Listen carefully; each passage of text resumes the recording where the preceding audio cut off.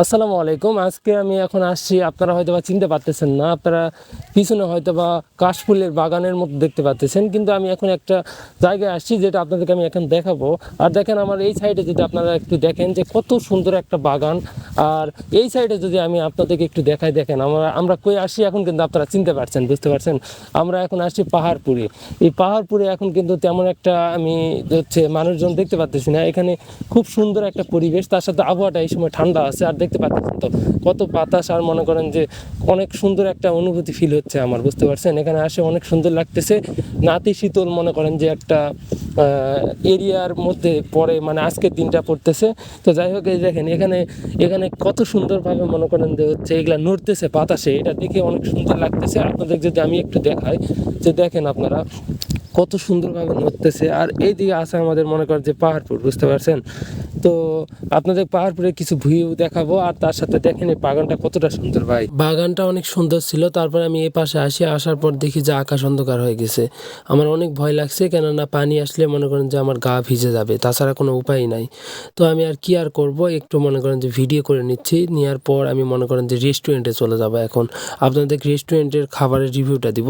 তো দেখেন পানি আসা অবস্থা, আমার মনে করেন যে গায়ে 2-1 ফোঁটা পড়তেছে।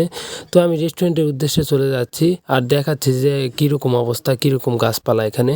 এই সময়টা কিন্তু অনেক সুন্দর লাগতেছে, ভয়ও লাগতেছে যদি পানি হয় তাহলে আমার গা ভিজে যাবে। অনেকেই আবার বসে আছে, দেখে আমি অবাক হচ্ছি, কেননা পানি আসলে গা ভিজে যাবে, হয়তো বা তারা ভিজার জন্য বসে আছে।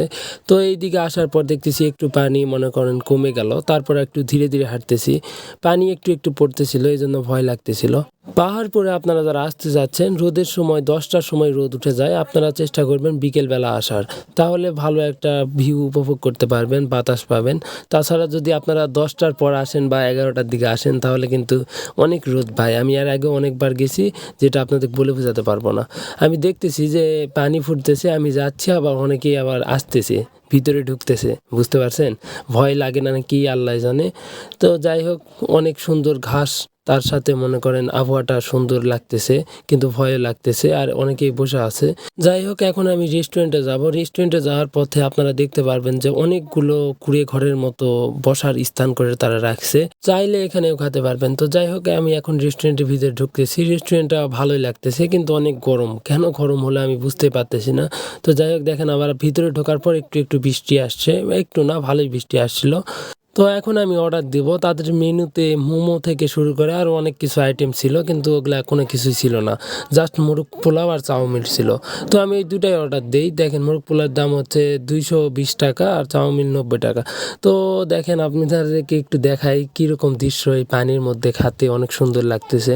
তো দেখেন চাউমিনটা আমি এখন খাবো। দেখেন আমার কিন্তু খুব একটা ভালো লাগেনি, আমরা খেতেই পারিনি, ওখানে রাখা আসছিলাম, মানে অনেক অনেক চেষ্টা করছি, খেতেই পারিনি। তো দেখেন মুরগ পোলাও এখন আমি খাবো। মুরগ পোলাওয়ের মাংসটা মোটামুটি ছিল। এইরকম স্থানে আর কতই আর ভালো চাবেন। তো 220 টাকা অনুযায়ী আমার মনে হয় এইরকম জায়গায় আপনারা এটা হলে খেতে পারবেন, বুঝতে পারছেন। মোটামুটি আমার ভালোই লাগছে। আর পোলাওটা কিন্তু আপনার পোলাওয়ের চালতেই রান্না করছিল, কিন্তু ভাতের মতো রান্না হচ্ছিল। তো দেখেন ওখানে চাউমিন কিন্তু আমি খেতে পারিনি। তো আজকের ভিডিও এই পর্যন্ত। সবাইকে আল্লাহ হাফেজ।